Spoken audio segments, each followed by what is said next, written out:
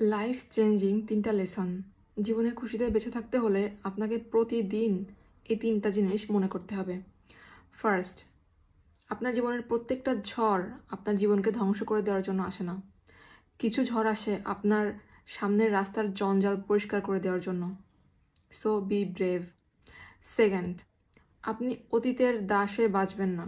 আপনি অতীত থেকে শিক্ষা নিন এবং সামনের দিকে এগিয়ে যান। Past is just a lesson, আমাদের জীবনের পুরো চ্যাপ্টার নয়। Last but not the least, অন্যকে ক্ষমা করুন। আপনার সাথে যত বড় অন্যায় করুক না কেন, আপনি অন্যকে ক্ষমা করে দিন। এতে আপনি আপনার মনের ভার থেকে রেহাই পাবেন। আপনি ক্ষমা না করতে পারলে ক্ষতি আপনারই, তাদের কিন্তু কিছুই না। ক্ষমা করে সামনের দিকে এগিয়ে যান, কারণ আপনি তখন পিছুটান মুক্ত হতে পারবেন।